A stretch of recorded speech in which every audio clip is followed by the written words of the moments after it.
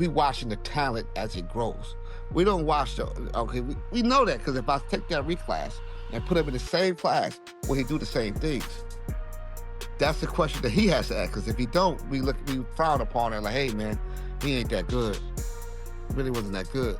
Good morning to some, good afternoon to others. Your host, Preston Jackson of The Next Conversation, here again with my brother Keith Jacobs, 20-year educator, and a new person to the show. Not new in the area, but definitely new to the show, Reggie Burke, Bay Area Hoops. Good morning, both of you. Good morning. Good morning. All right, I'm gonna start with the broad topic of high school recruiting. All right, and how the landscape has changed. I guess within the last 5 to 10 years. But what I really want to get in is why it's changing. What are some of the ways that parents have been or are starting to combat the changing landscape in high school recruitment? The number one topic that I hear a lot these days is reclassification. Parents holding kids back so they're a year older, stronger, bigger, faster, whatever. So they have an edge on their competition within their space, whatever sport, for college recruitment. Now, a topic I heard that I kind of want to, I'm tossing this bomb out there is reclassifying your child cheating? Go. Is reclassifying your child cheating? It's not cheating. It's within the confines of the rules. And a lot of cases, it gives you the family a competitive advantage. But you also have to take in consideration a child's birthday.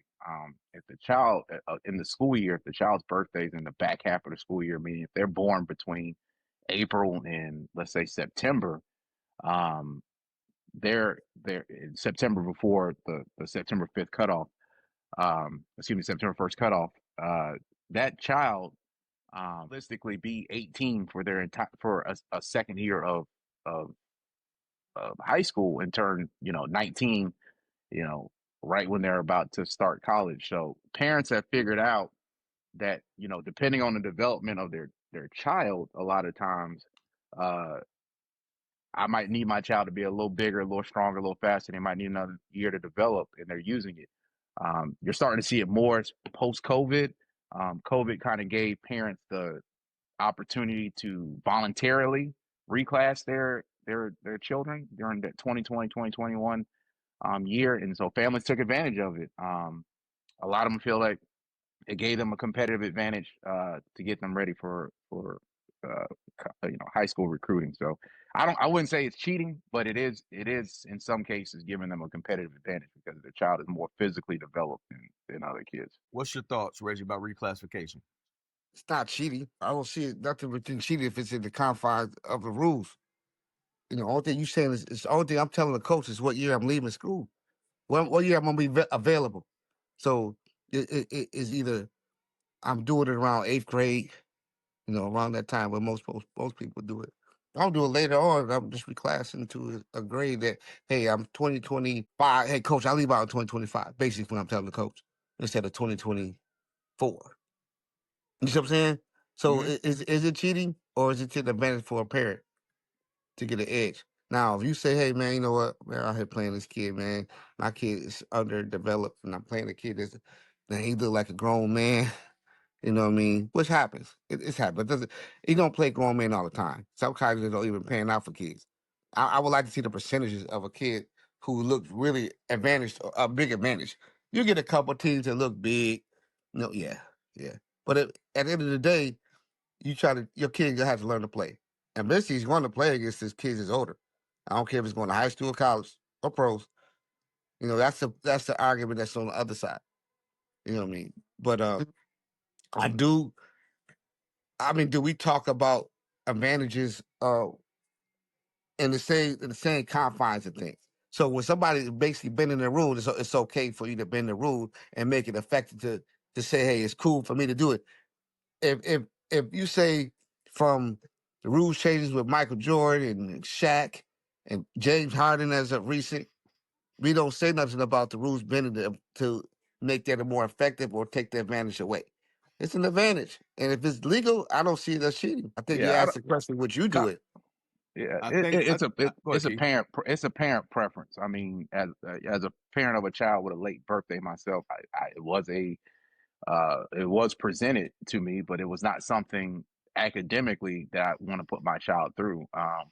So for a lot of parents, it's a no brainer. If they're singularly focused on, parents reclass for multiple reasons. Some reclass because their child is struggling academically, and that child needs another year. Like Burke said, by eighth grade they need another year because once you start high school, you start high school. But some families see the physical advantage. Like if my child's a pitcher and they're in high school, they're 19, they're facing 8 years. That's a year. That's that extra year of growth and development for, especially for boys who physically mature until they're 21 years old, is an advantage in that respect. But I think too often parents think that reclassing your child is going to automatically make them stand out amongst their peers. It's not an automatic thing. You still got to put the work in. You still got to make yourself visible to coaches. You still have to have a network. You still got to compete in these different tournaments and environment. And too often parents do this and they give their kids this extra opportunity, and the kid still doesn't pan out the way that they should.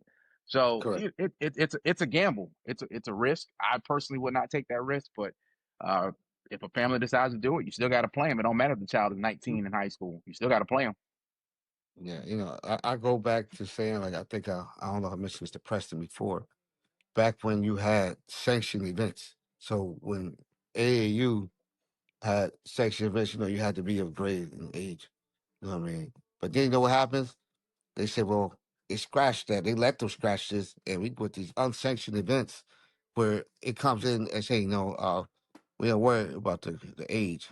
We're just going by grade, grade base. So now you can slip this reclassification, this older kid into a situation. I prefer to go back to age events. I think that'll cut a lot of stuff back, start even the scale again. But at the end of the day, sometimes, if I get a kid like a true age kid, and I see them a lot. I just seen a true age kid, 14-year-old kid. That's, you wouldn't believe it, but he's 6'8", 220. And you got to say, oh, well, wow. You would say, you about 16, 17, man. But it's in his face. His youth is in his face. You know what I mean? So he's going to play. Now, the messed up thing, he has to play. He doesn't have to, but they're going to push him to play 16U. But he's young. He's a kid.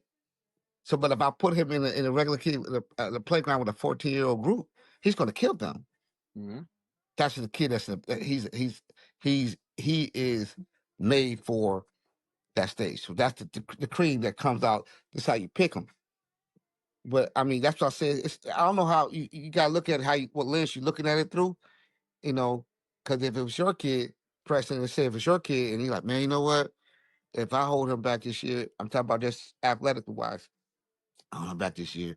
Next year I know he's gonna come stronger. Boom, and it's within the guidelines.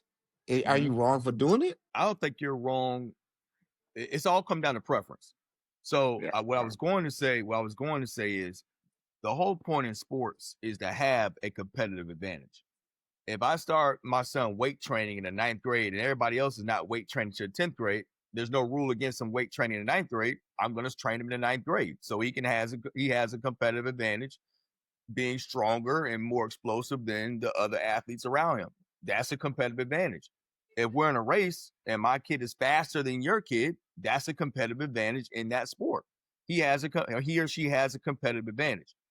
Where the whole reclass argument becomes kind of sticky is the purpose for doing it. So Keith mentioned there's a lot of different purposes for reclassing. It could be academically, it could be socially, it could be emotional adjustments, it could be a crap load of stuff. But in the confines of sports, where we're hearing the backstories and back channels talking about is I'm reclassifying my kid for this specific sports purpose and a specific advantage that I want him to have over the competition. That's where you come like, now that's kind of fishy. And we know, and especially like, for example, there are some premier basketball players in the circuits and there have been rumors that family have reclassed their children, so he or she becomes the best prospect in that class. Because if they would have stayed back, or if they would have stayed in their class, there are 4 or 5 prospects that could have ended up being the number 1 prospect. But if they reclass, oh, my kid now has a competitive advantage. He's going to clearly be the better prospect in that situation in his new class. So there are instances where it seems like, yo, your purpose behind doing it, we can question. Is it legal? Absolutely. It's not illegal, but is the morality of it, is it easy to sit on? And that's kind of where you go to within this sports conversation, is the reason behind doing it. Yeah. Well, in baseball too, parents they kind of get a preview of what it's going to look like, because in baseball, if your birthday's after May 1st, you can play with the class ahead of you. So if you're born May 1 and you're in 8th grade, you can play against the 7th graders, that class. So in baseball, it actually gives you a preview of where your child stacks up against that group. So parents are like, well, look, my child's dominating. You know, he's in 8th grade, but he's May 1st or he's June 1st. I might want to put him in 8th grade for another year and let him play and reclass him in there and watch him dominate. You see it a lot with pitchers in baseball. You typically get, bigger, stronger, you throw harder. So you see that more with pitchers, but parents have figured it out. They're also, the other way that they're also doing it that we don't talk about enough, P, is that they go to these academies.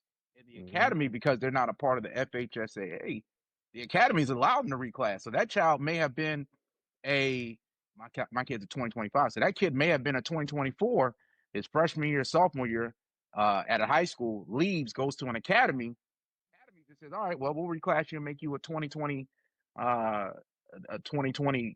You can play because you're not going to violate FHSAA rules, even if you are born in September 5th, which means you're the oldest person in the group. You turn 19 before everybody else. It don't matter. They find ways, like Burke said, they find ways to skirt around the rules. And I personally couldn't do it, but P, to your point, it's a parent preference, but it is done a lot, especially in baseball. It's done quite a bit. And I think when you talk about the spirit of competition, and Burke, you can speak to this, is that with how money's exchanged now, and positioning and rankings and circuits and all this crazy stuff that's now involved with team sports, the spirit of competition almost gets pushed to the wayside.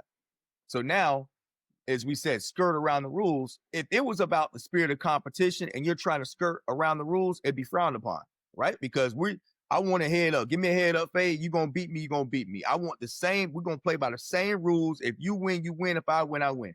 However, it's kind of not like that anymore. So when you say skirt around, we're kind of playing that gray area of the rules to find the advantage. That's where you're like, okay, well, this ain't how it used to be. And it's because it's not like that, because it's not about the spirit of competition anymore. That's what folks are kind of, it's more prevalent now that people are kind of skirting around the rules. Wrong, right or wrong?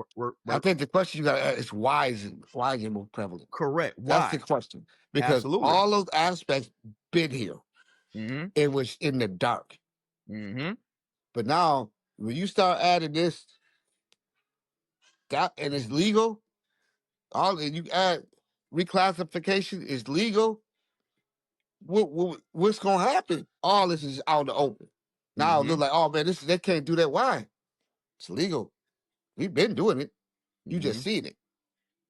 You just seen it now. So it looks bad, but once when you watch the drive, you can look at the kids, how many reclass kids was in that drive. Or you can say how many kids reclass back to their regular for positioning for the draft. So we got to look at it. It's always, like I always say, it's the bottom line, brothers. It's the money line. How much money would I create for a kid who used the reclassification situation to benefit him and his family? So when we look at it, we like, oh, we clapped him, but we didn't look at it years ago when he was doing it. would have been frowned upon. Mm. But now we cloud because he got drafted. We gotta.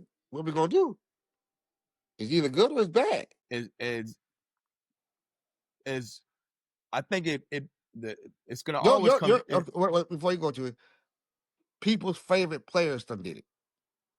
Mm-hmm. But the same people are saying this is wrong at the grassroots. It's wrong. It's wrong. But when it's done into a situation, nobody's saying them. You're not talking about that. Well, I think like what you started off saying is that now it's more out in the open. Before you Exactly, wouldn't have okay. known. Before you wouldn't have known. If a kid reclassed back in our day, you wouldn't have known that kid reclassed. And if a kid reclassed back in the day, you would have probably thought that he had something going on academically. That's why he had to get held Yeah, back. but some parents, it's a little. Hold on. Before you go, let me just say one thing. Some parents who say that are also, I don't want to say it, in a hater situation. You see what I'm saying? In the early stages. But when that said kid makes it, I don't hear no announcer say, man, this kid was a reclass. He's just at the third. We don't hear that. We hear he's going to, I don't know, the Wolves. He's going to the first round. You don't hear nothing about a reclass. We don't hear nothing about what we talking about now. Like it's an equation. If I do it on this side, I gotta do it on that side, correct? So here goes the question, though. Here goes the question, and what I was going to say before. Let me say this before, and then I'll raise the question I have. It used to be the kid was held back, right? That was the terminology. Yeah, he was held back, and that kind of insinuated that maybe it was something academically. Everything wasn't there. It wasn't aligned correctly, so the kid was held back. Now it's almost outright in the open that this kid is going to reclass or reclassed our child. It wasn't necessarily insinuated that something was going on academically. We're doing it for sports purposes. Okay. We're doing this position him athletically. It's kind of accepted, if you will. Now, here's a question, Burke, and I'm just going to use kind of like the example. We have a kid who makes it, he gets drafted. Boom. Congratulations. Everybody's happy for him, his whole camp, his whole family. We want to see the kid thrive at the highest of levels. The question becomes, had he not reclassed, would he be in the same position? Maybe was not. His talent, right. Was his talent good enough? Was he big enough? Was he strong enough to end up in the same position had he stayed in his legal classification, for lack of a better term? But that's like, we would never know that, That's the hypothetical, right? That's the what right. if. That's a thing. You just you're shooting a bucket. What if? And that's why people question the whole reclass deal. Is that your end goal is to get to the highest level for most. But this is like every time sometimes I hear people say, when you hear it being said, it's always for somebody. It's not working for them. Or they see it, it's like, man, how he doing that? Well, he's not. My kid is this and he's that. I never see it when it says, okay, even Steven, they playing. He may be older, because if that younger guy getting the best of them, then what you're saying? Oh man, my kid's a true grade. You know what I mean? He was a reclass. It's cool because your kid is outperforming the reclass. You ain't gonna say nothing about that. You don't care about the reclass because he's doing it. But when you're like, oh man, you go back, oh he's reclassed. That's why he's killing my kids or beating the reclass. That's why I'm like, I think we gotta pick our poisons, man. And just say, hey, man, we out here compete. And like when you get to certain people, but are you competing? But are you? The question is, are you competing? What I'm saying, hear me out. We'll say, oh, we got the same information that you may not have, and we say, oh, we know this kid was reclassed. We know that kid's a true ninth grader. We watching the talent as it grows. We don't watch we know that because if I take that reclass and put him in the same class, will he do the same things? That's the question that he has to ask. Because if he don't, we frown upon it like, hey man, he ain't that good. It really wasn't that good. And I think people understand, a lot of guys, for the most part that I know of, and that I know I do, I look at the kid. I look at his projection. I don't look at the reclass. Because he may burn out. That's another situation you got to add to it. Some of these kids burn out fast. But that young kid, he got a lot of ceiling left. So I may look at him like, okay, this kid out here on the floor competing, and he undersized, undergrade, underage. He's competing. I see that. I see a dog in there. You know what I mean? So I got. We ain't stupid, man. We're not stupid. But if it works out either way, man, I clap for you. Work for you. You use the system to use it. I would, because you ain't got long. You got time. You got the time. How much time, Keith, you really got to say, hey, man, I got to get to this. You know, you hear stuff like, I got another one. You hear stuff about kids, I ain't get to the McDonald's, or I ain't get to Tower 100, whatever. You know what it is? It's not an age base. They might not take that. They don't take that. So it ain't like they don't know. It's where you got to fit yourself in and maximize it. That's all I'm saying.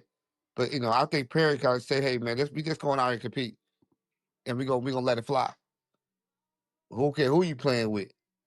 Show me that you got heart to be on this floor, or the court, or the baseball field, whatever. Hit that thing." You know what I mean? Well, the motivation the motivation is it's a different topic. The motivation and the character and the values and all that good stuff it's the morality that's in question. Not that it's legal, because we can know you can. And like I said, are they competing? Is the landscape fair for to be a even competition? If you're That better doesn't than exist in me, sports. That doesn't exist in if, sports. if you're better than me, I can accept that. I got a question. All right, because a coach and a program they have a choice to go to any event they want to. Correct? Let me know if I'm wrong. If I see an event that says it's an event that I know the age and the stuff is correct, but I said, know what? But the heat is over there. All the major dudes is over here. Where do you go? It depends on what kind of team you got. Bingo. That's the one I want you to say. It depends on the kids that you know that you got, right? So Keith, but if I got a two age group, but they can play. Do you stay with your sanctioned basic event, or you go with the heat? Because I'm gonna tell you what's gonna be in these events. When you give me your answer, You're gonna go where the competition is. we'll go to competition because everybody on this team is competitive. You don't go to competition. Then. So also with the competition, you know who's there? Media, coaches depend on the period of the calendar. If I go back to the other one, I'm not getting what I want my son to compete with. I want him to compete.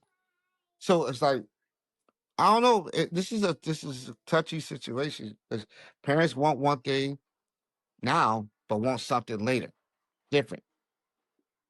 So if you But want the I'll heat, go ahead. No, I was telling Pete, there's no such thing as fair competition. It doesn't No, exist in sports. It it does don't. that is a utopia you're talking about where all things are created equal. It doesn't exist. There's always a competitive advantage. I don't care what Mm-hmm. sport it is. Mm-hmm. Fairness does not exist in sports, and fairness doesn't exist in competition, because the very nature of competition is to out outduel, win against your opponent within the confines of the rules. So as long as you're within proverbial fair competition, in this case, they have figured out, I don't know if they figured out, they believe that if my child is physically gifted or if my child is physically underdeveloped, I may need another year from my child to be able to fairly compete against their opponents. So what competition, there is no fairness. No, your objective is to be seen, outplay your competition, and get to the next level. If you're in That's middle it. school, the next level is high school. If you're in high school, the next level is college. If you're in college, the next level is the pros. That's your Yeah, objective. that should be if Mm-hmm. that's what you're in for. You know what I mean? Like what did we say? Student athlete. But we don't. I don't believe in that. Depending on the player, it's either athlete or student. Sometimes you start off as a student, then a student athlete. Depending now, we see where you go. But other than that, I'm with Keith. It's not fair, but it's here.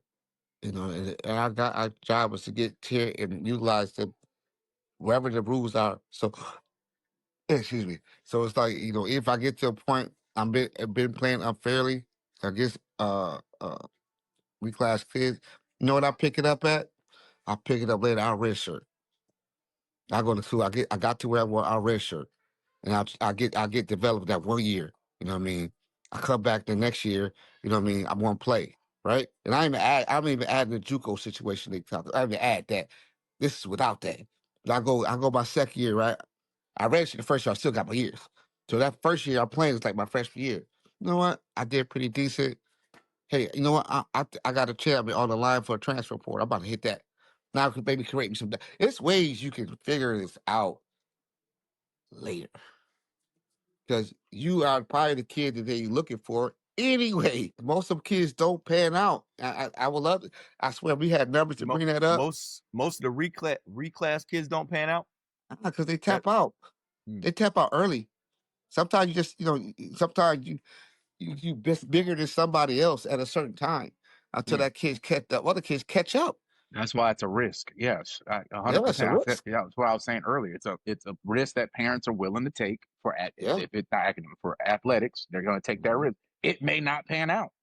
May not pan out. It's They a don't risk. pan out all the time. You can't predict the future because at some point, like to Burke's point, when you're in college, you're playing with 18 to 23-year-olds. You're going to get better. In that window, you got to compete. I don't care if you're a reclass. I don't care if you redshirted. You got to compete from 18 to 23-year-olds. And in some cases, if they got a extra year eligibility, it might be 24-year-olds. So, like I said, you don't know. Don't know, and it don't work out for everybody. And if you can play, you can play, bro. If I put you in there with the other lines, you say you a lion, reclass line, and you come out, you look like a little dog. I understand. And you was never fit for this area anyway. Just don't, like you said, Keith, man, parents trying earlier than later and hope it pan out. But come time to get hit on your kids as it go on further. But guys, hey, I got to clock off for you. My wife is waiting for me. Well, we all clocking out of here. This was good conversation, man. So that reclass conversation, we'll bring it up, get back high school recruitment and come under that umbrella again. But for Reggie, Keith, and Preston, we're gonna be out of here.